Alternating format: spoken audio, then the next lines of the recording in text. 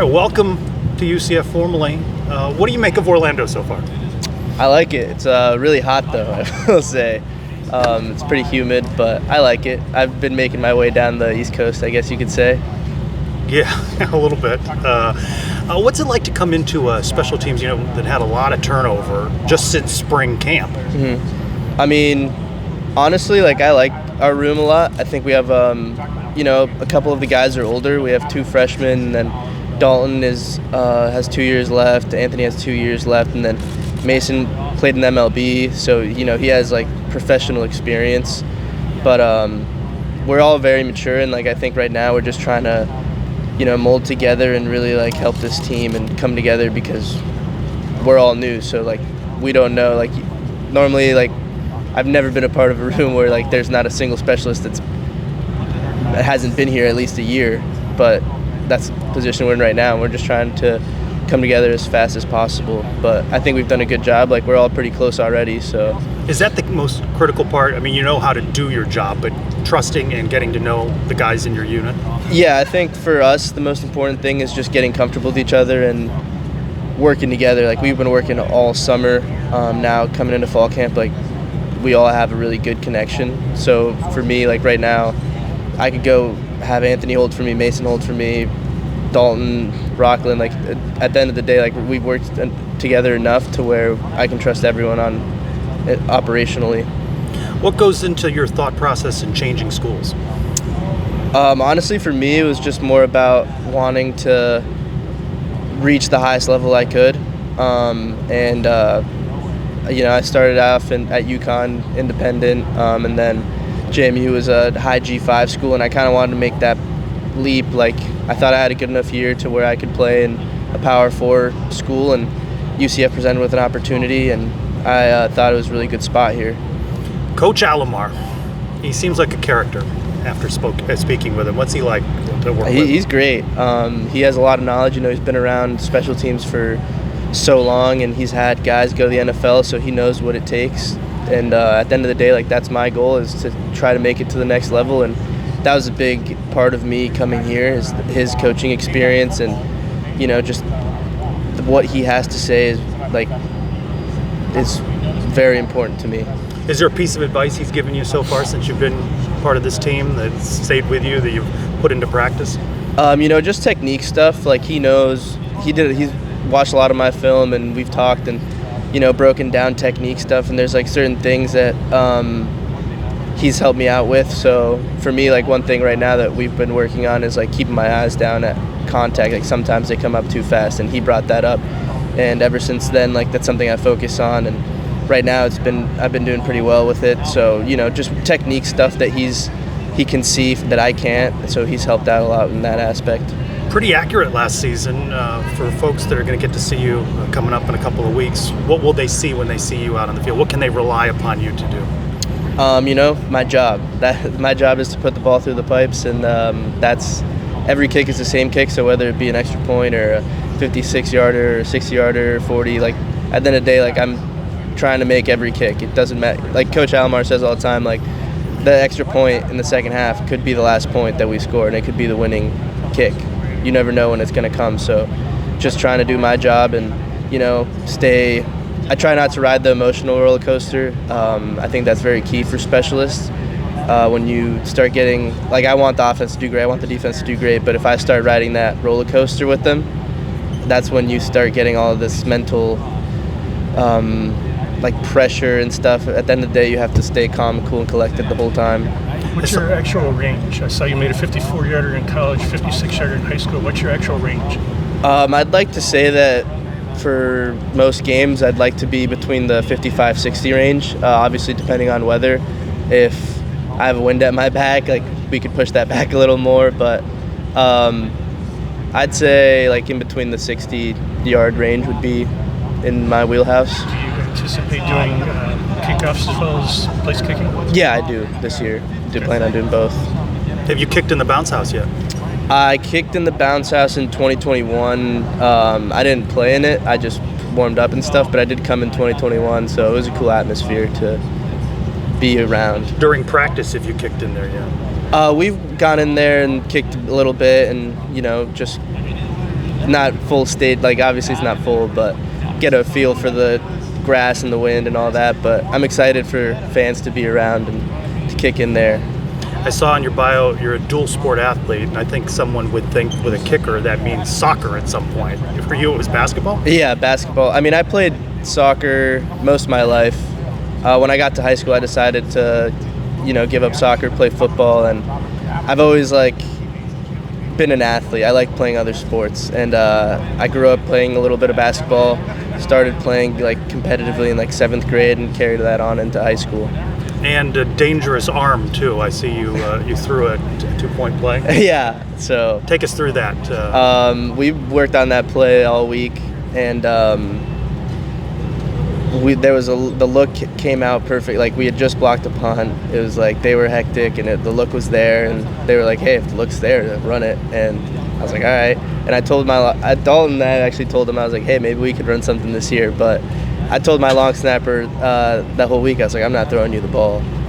And then the play ended up happening, and he was the only guy open, so I threw it to him. But it wasn't meant to be that way. Does that go up in the list of accomplishments in your career? Yeah, for sure. I always tell people I have a 120 QBR because I'm 1 for 1. But yeah, I joke around with the guys, and I'm like, "Hey, if we ever need a 5th quarterback to join the race, I'm ready." Yeah, you tell Coach Melton that. Yeah. You're in the race. Tell us about some of these guys. What's some personality traits of the guys in your unit to help us understand who we're working with here? Anthony's a pretty serious guy. Pretty chill.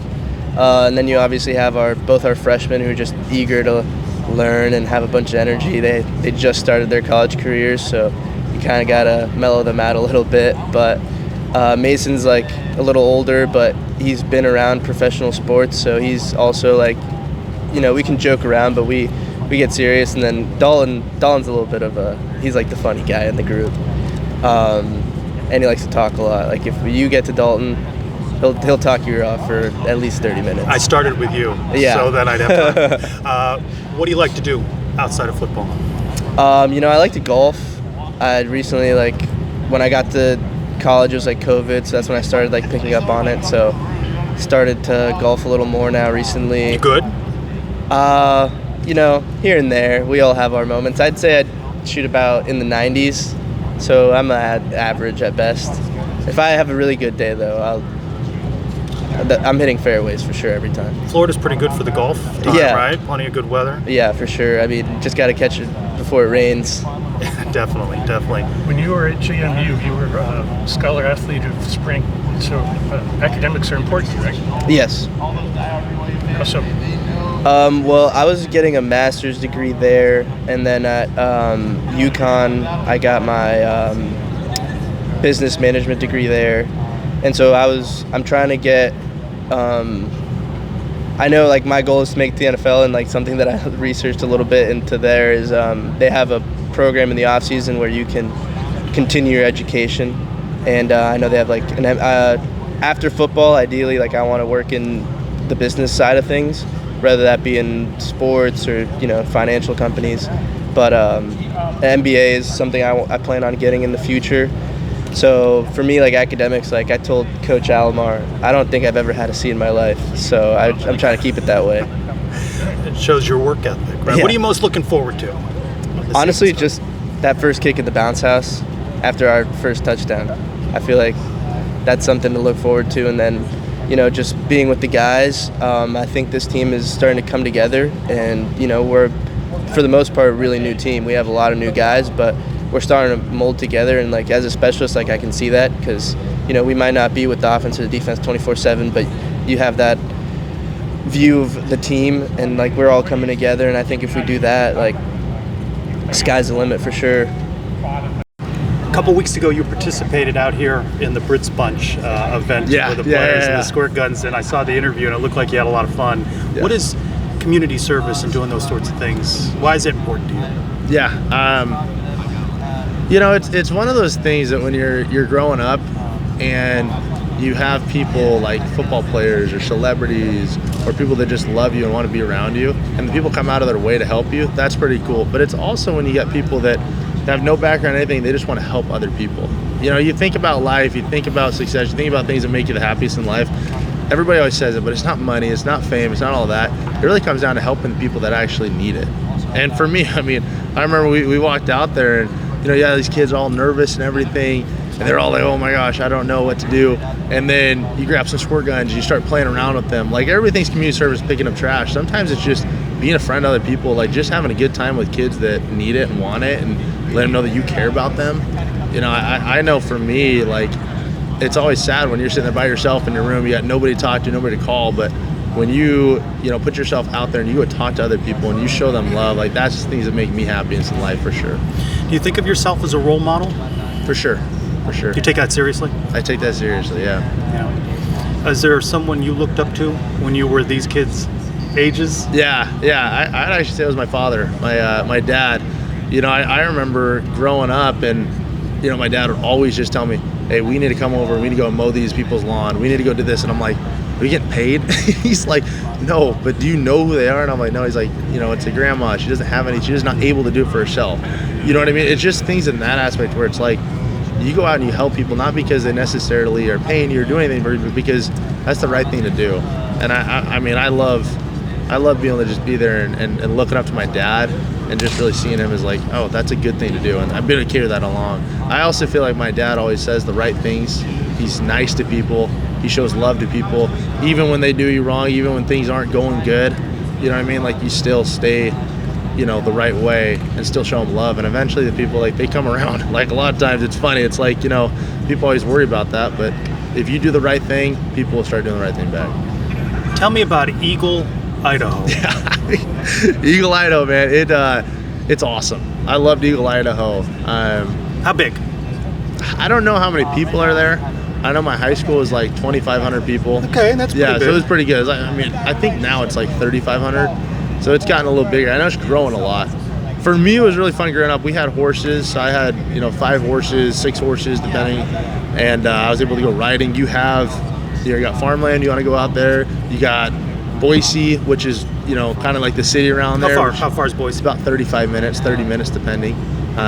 You go out there and you basically like a city feel, which is super nice. So you can go out to the farmlands, you can go out like to the mountains. You got Bogus Basin, which is about 45 minutes away from Eagle. You like all that stuff, hiking, fishing? I love it all. I haven't got into the fishing like everybody out here has, but I've gone out. I was able to go out on the boat with actually my punter Mason. He brought me out there. We went out with Debo as well and Burdell, and we went fishing, and it was super fun. I like hunting. I used to do a little hunting back then. Mule deer typically was what I did. I've gone deep water fishing. That was super fun. What's that? Is that up to your waist? Yeah, I mean, no, it's like I went out on like a boat and everything, out in like the deep ocean and everything. Okay, gotcha. Yeah, I can't remember what we caught. You can tell I know not a lot about fishing. I don't know either, man. We're trying to figure it out. We just went out there. I remember it was like a guided tour, so he kind of knew where to put us. I just put the rod out there and had fun. I don't remember what I caught, but I definitely enjoy it. I think it's fun. I just like being outside. It's fun. Yeah, so you were a 3-sport athlete. So football. Yeah. You mentioned Debo, played basketball at UCF. You played basketball and tennis. Yeah. Which of those were you the best at? I mean, I know you're still playing football, but... Yeah. Well, I mean, surprisingly, I actually love tennis. Yeah. Tennis was my favorite one. I actually liked it even more than football, like, honestly. But I got into it pretty late. So I started in middle school and I was doing really good, but then I started taking it more serious like my senior year of high school. And that was when we ended up winning like the state championship for tennis. And that was a lot of fun, but I hadn't put enough time into it. But that was one I loved because, football, it's such a team sport. You got 11 guys, you can do a great job there. Your teammates can do a great job. You work together, and that's super fun. When you're playing tennis, you stare at the other guy.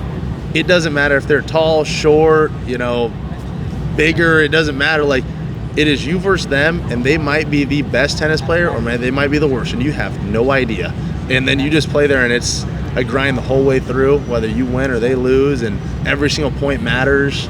I remember listening to a professional tennis player. I believe it was Federer, Nadal, or somebody who was talking about how, like, it's just a small percentage of the champions in that versus anything else, just one play. I mean, I think that's pretty cool. Yeah, a lot is made of this special teams unit with all new faces, but could there be an advantage to that? You guys are all on the same sort of path. You're all getting to know one another. Yeah, I would say the best advantage of that is there's no, predestined culture. It is whatever we want to choose, however we want to be, however we want to lead that is how everything will go. Sometimes you come into a unit late and they already have, the type of culture that's you don't necessarily like, or people are showing up late, or they don't like to work. You showed up. Each of us are all veterans. We had some young guys in there, but all the veterans have all been. We had Mason's been in the MLB. We've had Noe and Anthony both played a lot of football. Even like Noah and Rockland both, they were probably captains back in high school and everything. Everybody knows how to lead, but you show up there and it's together. We're gonna figure it out. We're gonna be very effective. We're gonna work hard. We're also gonna love each other. We don't know anything. I think the funniest thing people don't think about, we don't know anything to do around here. So it's all of us figuring out. I remember talking and calling up this special. I was like, hey, let's go try out this dumpling spot. We went over to Zen Dumplings, soup dumplings. I don't know. But we loved it, and all 6 of us are all figuring out how to, eat the soup dumplings and do all that, and it's fun. We loved it. So it's just stuff like that where nobody knows where to go. There's no predestined anything. It's let's figure it out together and have fun and unify it. So I enjoy it. What else have you liked about Orlando so far? Oh, everything. I've been over to Universal a ton. You a theme park guy? What was that? You a theme park guy? I actually love it. Yeah. Well, you gotta think about it. If you're in Florida, you're used to it, you feel it, you love it, whatever. I'm not from here. I'd never experienced it in my life. I've gone once or twice I went to Six Flags once. I actually came here to Universal one time. For me, it's fun to be able to do that all the time. So I actually got a season pass, I know. Have you been on Velocicoaster? Oh my goodness. That is my favorite. It's insane. The first time you go on, you don't know what to expect. No. You know it's going to be fast. Yeah. But it just launches. Oh yeah. No, I think the scariest part, you do all the loop-de-doop, and then there's 50 yards or 100 yards, whatever it is, and it just accelerates, and you're like, I'm gonna die. I think that one's crazy. I love that one. I tried Hagrid's out for the first time. That one was super fun. That one was a more enjoyable ride. I enjoyed that. And then I think it's Rip It something. It's over at it's still Universal Studios Orlando. Have you been to Epic yet? No, I haven't. No, I haven't been either. No, I want to. I haven't been out there. But yeah, it's fun. Those ones are good. I like the more roller coasters. I think the 3Ds are fun, but the roller coasters are more my flavor. Yeah, I'm with you on that. Long snapper. How does one get into being a long snapper? Yeah. At what point in your playing football that's somebody steer you in that direction, or you had an interest? How do you get into that? You can thank my dad for that one. So Dad comes up a lot here. Yeah, he's a good role model. So, and he always loves telling the story, but he always would talk. So my dad, he did strike orthopedics. He talked to a lot of guys. They recruit a lot of athletes as well. So he'd have a lot of NFL guys, and he'd always talk to the NFL guys, what position do you wish you would have played, in the NFL? And they always say long snapper. It was like a running joke. Almost like, oh, let's be the long snapper. And then they all were like, let's try to get our kids to do long snapping. Well, my dad actually pushed us very hard to become long snappers, and I was very, very much not a fan. I was like, no, I'm going to play tight end, I'm going to play defensive end and do all that. And then I got to my senior year, or I started earlier. It was sophomore, junior year. But then my brother, my junior year, got a full ride offer to BYU for long snapper, and I was like, that's kind of a sweet thing. So, my brother's doing it. We had been doing it our whole lives, not whole lives, but middle school, high school, just getting the fundamentals down. But my brother started taking it serious his freshman year, and my dad was like, please do it. And it wasn't a please do it, it was a we're doing it, you know what I mean? You're doing it every night hour. And at first we were very no, I don't want to do it. But then we're all right, we're getting kind of good at it. And so we kind of rolled with that for a while. I started pushing really, really hard, going to camps and everything my junior year of high school. And, I was very fortunate able to get top 12 in the nation type of thing and get that.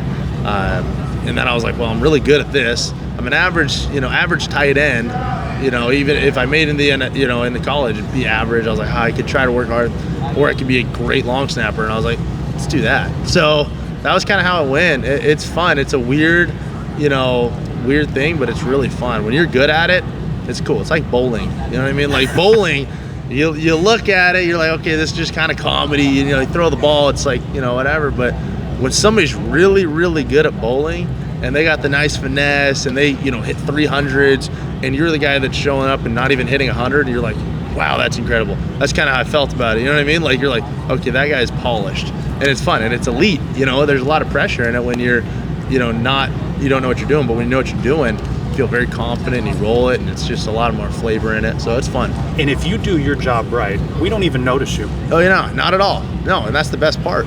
You know, hey, I've been a part of multiple game winners. You throw that puppy through your legs, lands perfectly, exactly how you need it, and you walk away, you high-five your kicker, everybody goes nuts, and you're like, that was a blast. But yeah, nobody knows. UCF out to BYU, season ender. We, of course, don't know what time the game is, but it doesn't matter. The fan base comes out. What's that atmosphere like for fans of UCF that will travel out there to watch a game? It'll be cold, so dress warm. Might have to buy a winter coat or two. It's going to be loud. The students there get very, very loud. They stay the whole 4 quarters. They're very, very active and very loud, which I think is super fun. The mountains are beautiful. Definitely go look at the mountains. There'll be snow on them, so you probably can't do too much unless you want to go skiing. I don't know if it'll be open yet, but just enjoy it. Like, have fun. Everybody's super nice around there in Utah. Go talk to them. Yeah, I'd say that it's a fun vibe. They also have like a cougar walk, which is pretty cool. Go check that out. And if anybody gets mad at you for being UCF, just tell them you're with me. It'll be all right. You know what I mean? We'll name drop you. Yeah, just name drop me. All right. Yeah, I think everybody's really nice. So go enjoy it. Go have fun. Make a point out of it, and then we'll have a great game, and we'll show the Cougars what's up. What are you most looking forward to as we get closer to the start of this season? I'm excited for our first game. For me, coming across, I finished my season, got done with BYU, and then I was, we've been hanging out since January, just working, training really, really hard, doing all the working out, lifting, polishing my snapping, coming down here, vibing with the team, everything. I'm excited to just get out there and play, be with our guys. I'm really excited to see how all these great athletes come together and play. I think that our team's going to be really good, and we're going to have a lot of fun together. I think we're getting really unified, which is a good time. So I'm just excited to see everybody play, see everybody ball out. I mean, I'm looking around just right here, and there's so many studs that I'm like, I can't wait to see how you do. In practice, you can't really tackle or hit too much. Obviously you get a little contact, but I'm excited to see everybody really get after it and have a lot of fun and get excited with the guys.